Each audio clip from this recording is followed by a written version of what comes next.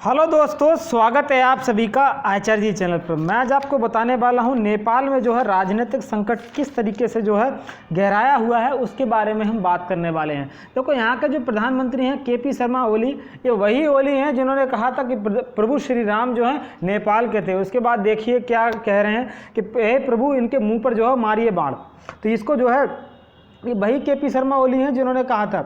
इसके अलावा मैं बता दूं, यहाँ की जो संसद है इसको जो है भंग कर दिया गया है। इसका कारण क्या है वो समझिएगा आप। तो हुआ क्या था कि 13 मई 2021 को केपी शर्मा ओली के खिलाफ विश्वास मत आता है, तो विश्वास मत ये हासिल नहीं कर पाए। उसके बाद जो है इनकी सरकार अल्पमत में आ गई। अगर कोई भी सरकार अल्पमत में आ जाती है तो उसको इस्तीफा देना पड़ता है। तो उसके बाद जो है इनकी सरकार गिर गई। बाद में विपक्ष को मौका दिया गया। यहाँ की जो राष्ट्रपति हैं विद्या देवी भंडारी, उन्होंने विपक्ष को मौका दिया, लेकिन विपक्ष के मजे की बात ये देखिए, यहाँ ना तो पक्ष के पास बहुमत है ना ही विपक्ष के पास बहुमत है।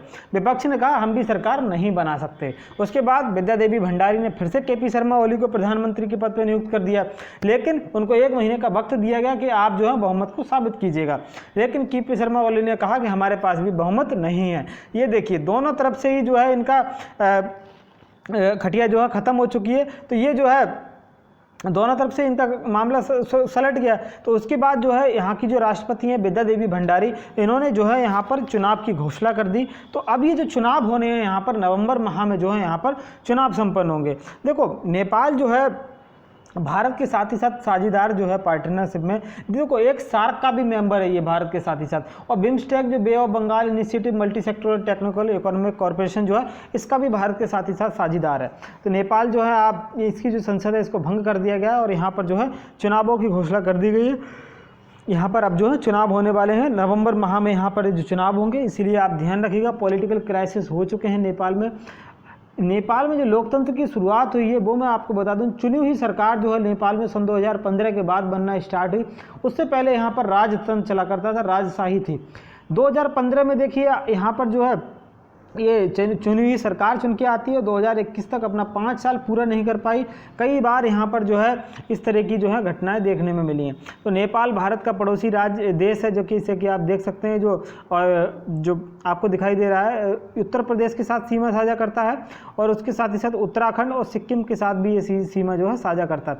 देखो, भारत का इसके साथ एक विवाद रहा था, यदि आपको याद हो तो उत्तराखंड में काला पानी विवाद जो है भारत का नेपाल के साथ रहा था। और इसमें जो है डिस्प्यूटेड काला पानी जो रीजन है, इसका भी विवाद का पूरा कारण जो है वो प्रधानमंत्री ये केपी शर्मा ओली ही है। इसी की वजह से जो है यहाँ पर भारत और नेपाल का विवाद रहा। देखो, नेपाल के पास के पड़ोसी देश कौन है? भारत भी नेपाल का पड़ोसी देश है और साथ ही साथ चीन भी इसका पड़ोसी देश है।